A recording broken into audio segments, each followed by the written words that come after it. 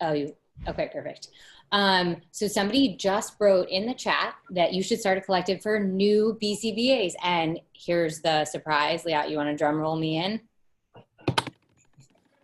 Wrong drum We roll. are, and that's part of, we'll go over everything. But that is the big surprise. There is going to be not a collective, but it's going to be CEUs. They're both badass though, guys. They're not just normal. I went through them with Jordan. They are like insane shit. It's not even normal. So hopefully I can toggle through all of this. Okay. Can everyone see, are you seeing like my side or the presenter side? I see that you're sharing your screen. You're doing great. Okay. Showing the right thing. Okay. So, we just want to give you, so this course is not for CEUs. This is just, BCBAs giving some knowledge to other BCBAs, just because we are so proud that all of you passed. And we want to provide a service that really wasn't quite there right after we passed. And we also heard that everyone really loved the collective. So I am now a part of the Study Notes family. And me and Liat, I guess we'll go to the next slide. The two of us are going to be working and helping all of you guys get the CEUs you need.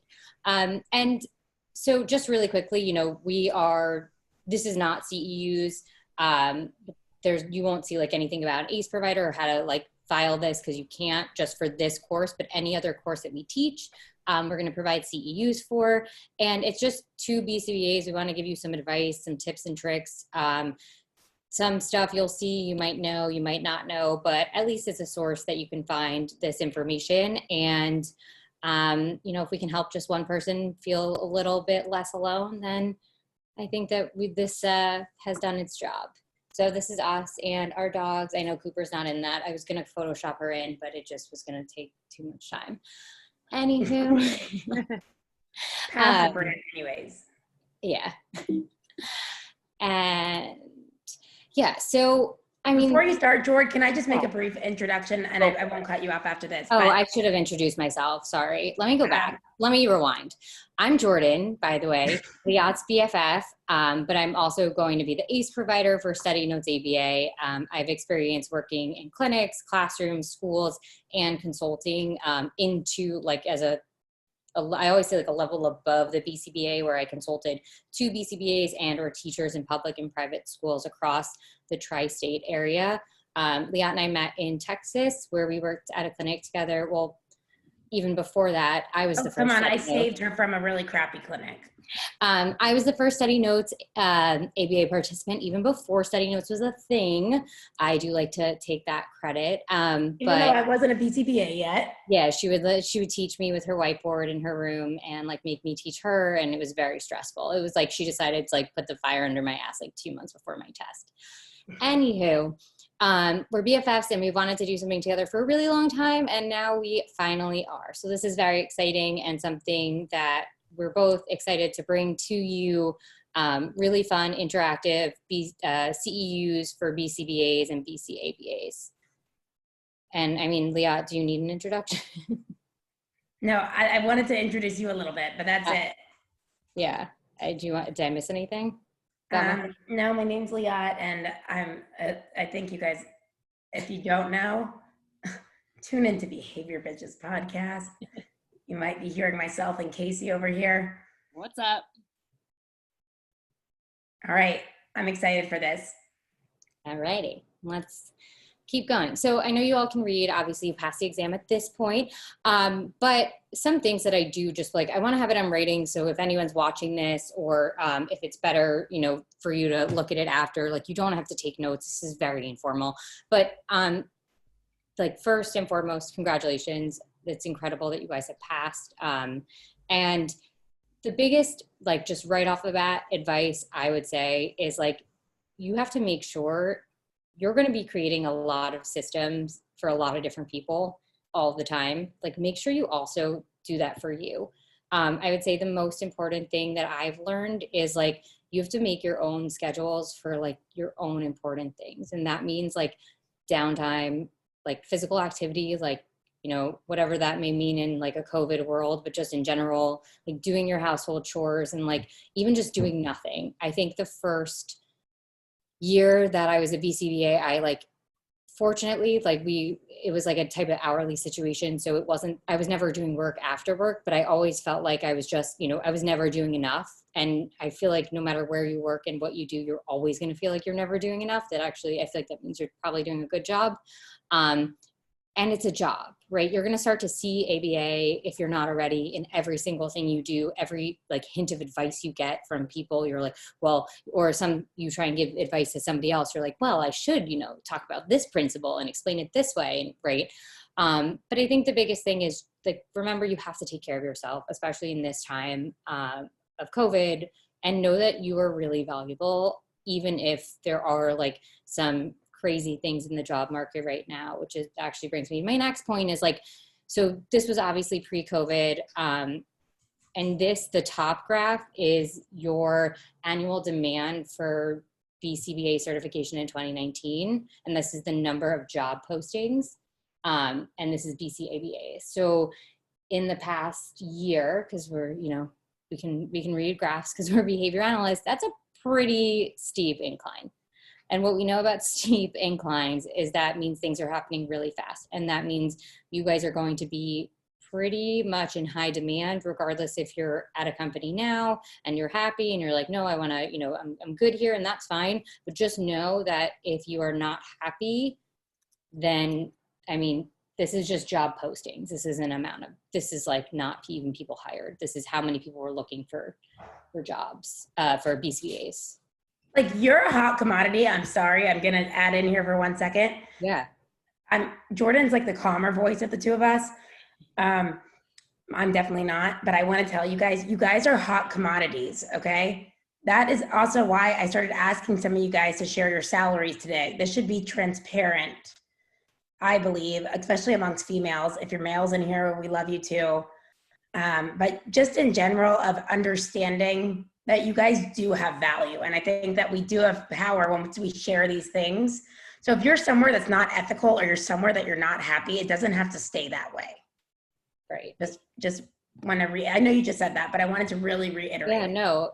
And I think that's a great point. Like to, you know, to make sure you're looking at things and like realizing, you know, if there's some place that you are that is not, you know, I remember like when we were in grad school, I was reading like the end of Bailey and Birch, and it's like this whole chapter about like what to do when you're looking for a job. Like I remember saying like, I wish I had this like the first week of first semester when I had to pick like a practicum site and I didn't know what to do, right? I didn't know what questions to ask. I was like, I'll just work anywhere, you know, I'll do anything, you know, I just want to do this. And that's good, but it's also, you know, make sure that you're comfortable where you are and that you're never having to put yourself in a situation where you feel uncomfortable, or that, you know, you feel as though you are, you know, doing some ethical gray areas, or that your license, you know, that you're all worried about your license and looking over your shoulder. You shouldn't be, you know, you shouldn't feel like that. And again, you know, the biggest thing, and if you've heard me speak, I say this every time I come on to any study notes thing, like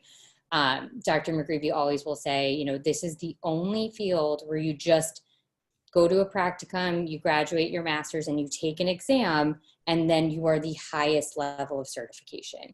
Like, you wouldn't want a doctor performing open heart surgery with the amount of experience that we've had as a BCBA. And it's not to knock on anything that we do. It's just putting those two things, or like a lawyer, you know, do you want somebody right out of law school to be your defense? You know, and it's like, not really. So why are we putting these people into positions where they might not have, you know, all of the skills? So not that we can solve all of those issues, because these are like larger issues, but we do, our goal of the CEUs and the collective style CEUs, we're still working on branding for that. So give us some time for a catchy name. But when we are able to do that, it's not to give you all the answers, it's to help give you some skills that are going to help, that we wish that we had, you know, when we first got our certification. And I made up an acronym or a hashtag called BARS. And that's how we define operationally defined successful. And pretty much where it came from is just, and this is like not like a real acronym, this is just something that like I made up. It's something that in my mind has helped me through like all the different environments that I've worked in. Some of the most important things that I've learned are like building strong relationships. This even means like if you're working in any sort of setting, like building relationships with every person there, because every single person, regardless of, you know, their level in the field or how long they've been in the field, probably has something to add. And the biggest thing too with our field is trust, right? Like if you go to a dentist and they're like, oh, you have a cavity, you're like, oh, now I got to take care of this. Okay, drill in my mouth, right? There, that trust is already there. But with, unfortunately, a lot with behavior analysts, we have to, like, we're already starting, like, you know, with our hands tied behind our back. If somebody has had a bad experience, you know, being a consultant in schools, a lot of times they're like, oh, you're that BCBA certification person now. Like, what shit are they going to pull this year? Like, you know, every year they bring on some newfangled, you know, type of thing. And I'm like, okay. But it's true that like, you really need to, like, we are the science of behavior, but we're also in like a field of like people. And we can't do our field without people. And, you know, finding a mentor or a colleague or just like a friend in the field that you can just talk it out and grow together. Oh, you know, this, I read this article, or my supervisor told me this. I know that, you know, with COVID, it's obviously difficult to find mentors. I know a lot of people would find mentors like at the ABAs or at ABAI, but you know, it's the age of social media. So reach out to people, ask people, you know, what they're into, what they like, you know, anything interesting, because you'll be surprised. Everyone's kind of looking for people to kind of have their back. Except, you know, you have a lot to learn. It doesn't matter how long you've been in the field. And this is something always, you know, that Dr. McGreevy says is like, you know, you got to keep learning.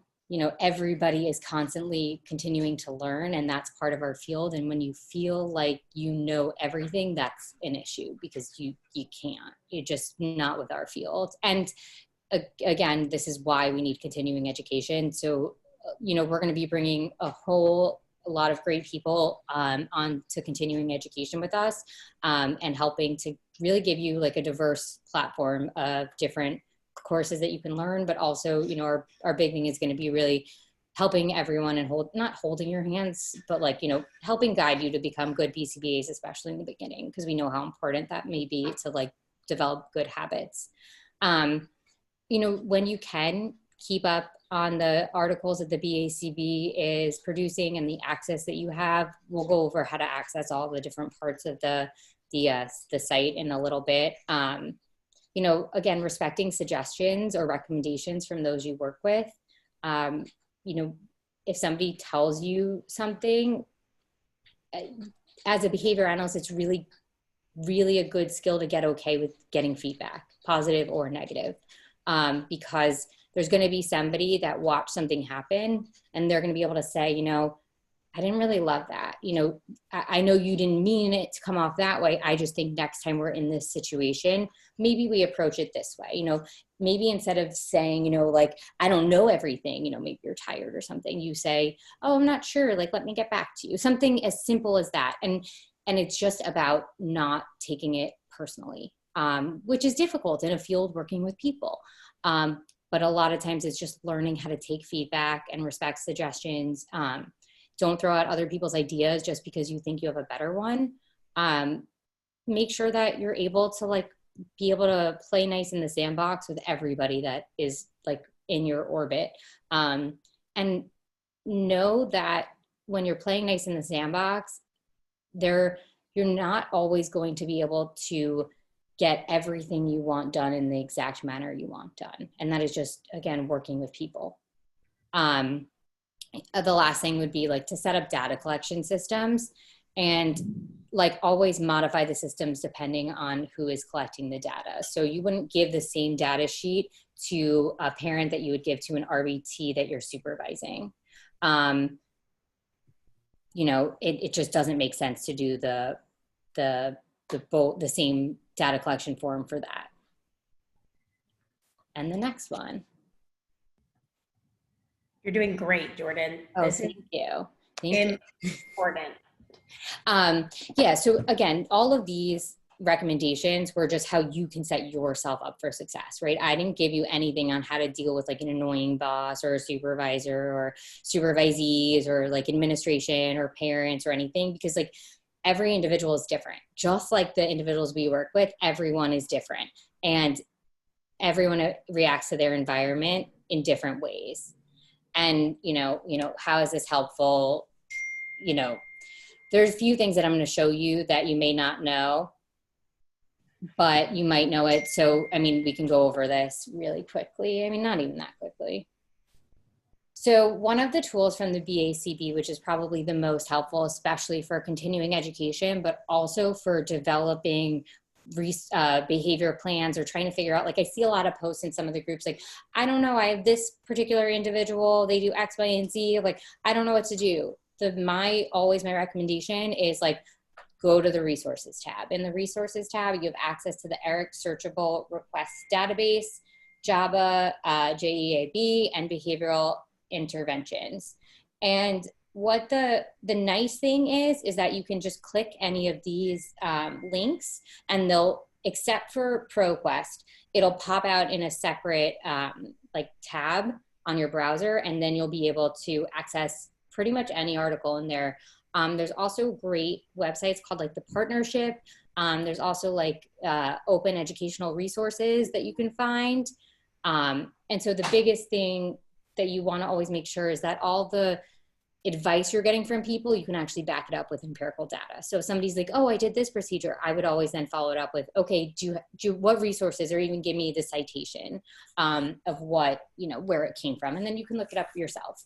And this is also a good place to look. I don't know how new this is, because I feel like they didn't have this when I first passed, but it's a great source. I use it constantly, especially making CEUs. So again, I saw a bunch of questions about, like, I don't really know how to navigate this website in general. And so I just wanted to walk everyone through it just a bit. So the continuing education tab, so unless you do a CEU course directly through the BACB, you're gonna have to plug in every single one of your CEUs. And so how you would do that is you would click this tab, and then I made like a graphic. The first thing you want to do, a little TA for everyone, log in. That's always a good place to start.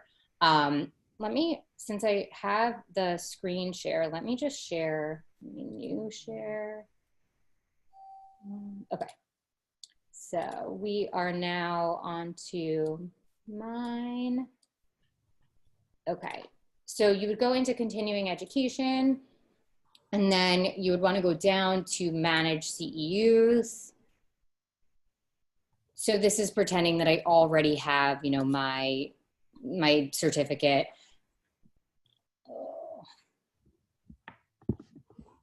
Wi-Fi, there's like a big storm rolling over New York City, so. I've been having problems too, so it's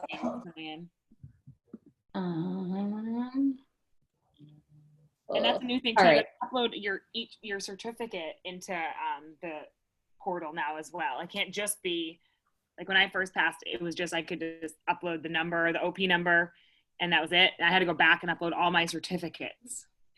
Yeah, now that changed, but now it'll be it's being really fresh right now. Let's just keep going. Anywho, I posted a video. If you're not in the group on Facebook, Study Notes ABA alumni, it's not just for alumni. It's for like everyone that's a BCBA. It's just that's just the name we chose, and we're not gonna like kind of change it at this point.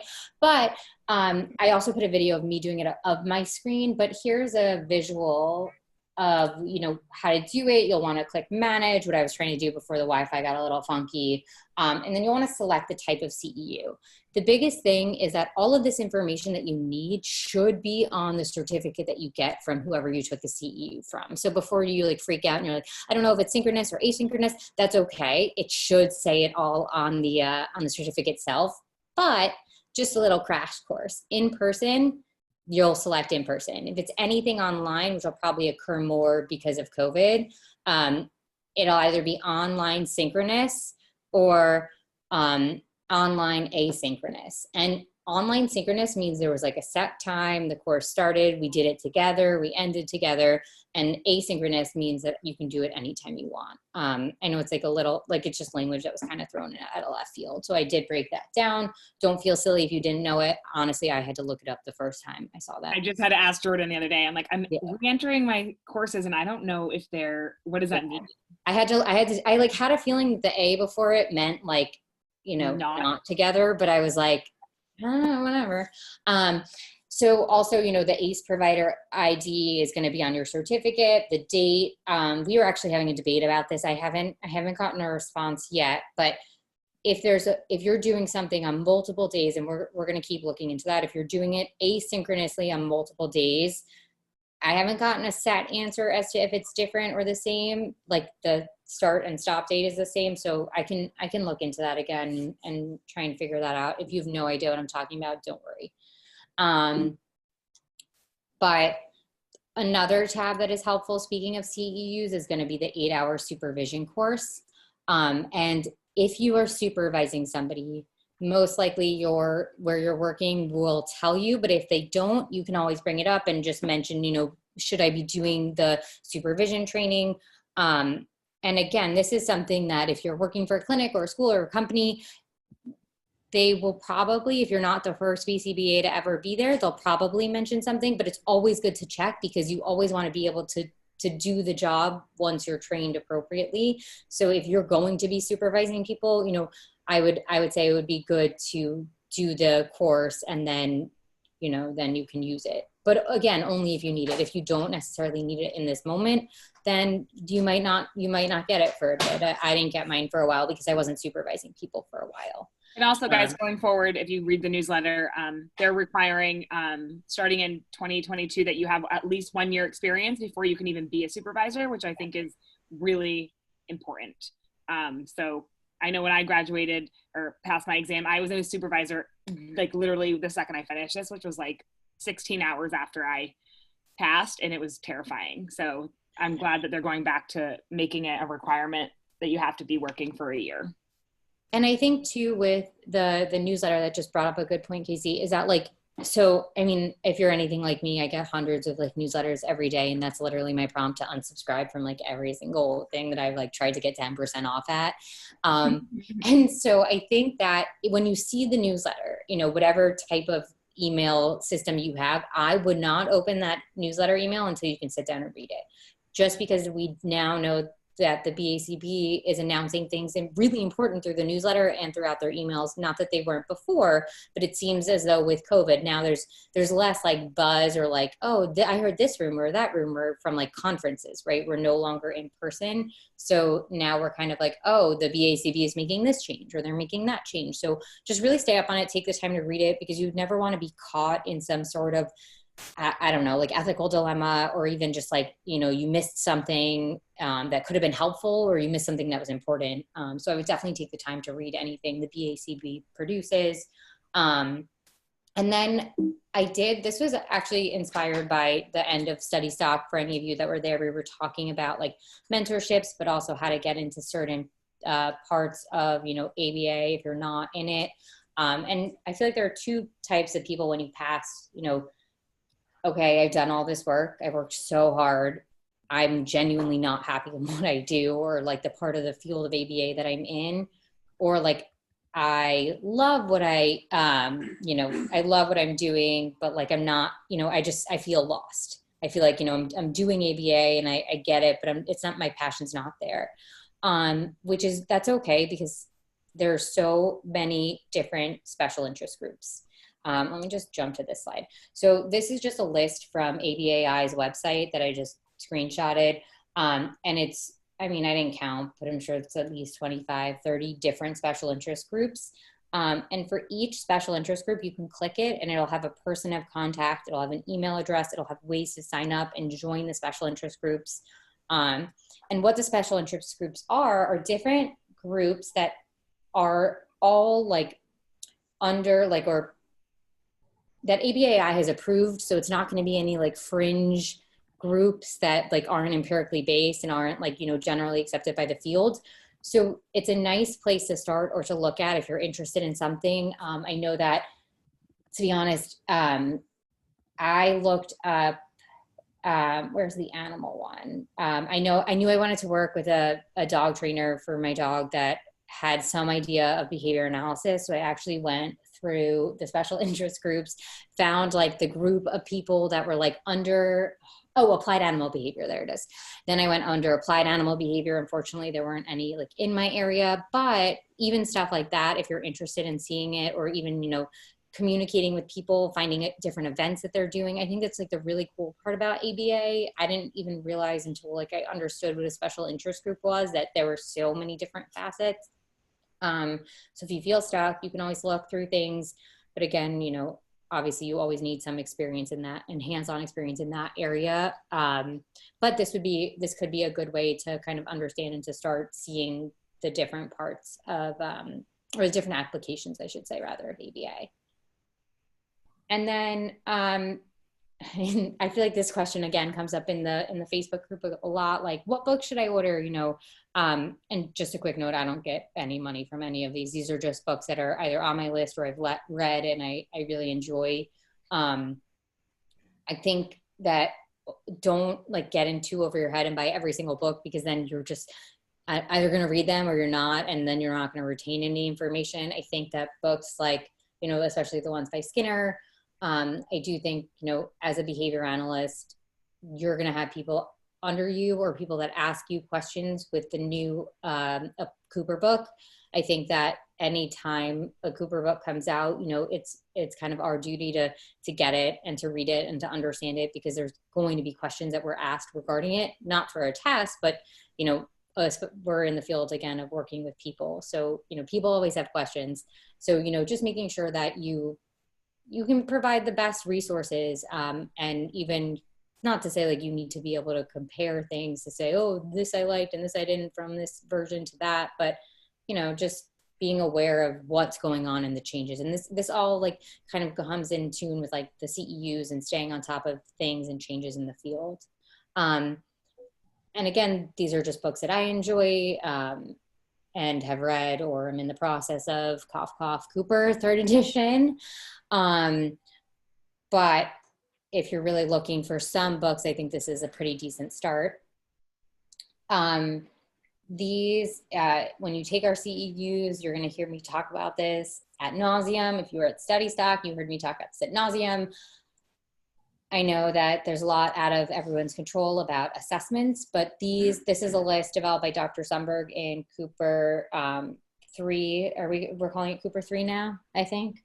But in the most updated version of Cooper, and it's just bringing things to light of like what assessments are criterion reference assessments, but also that make use of Skinner's analysis of verbal behavior. So if you're stuck in trying to figure out what assessment to use and you're not using one of these, this is why you're having such a hard time. Because only these assessments are going to provide you with looking at things in the way that you are taught to look at them, meaning like the operant.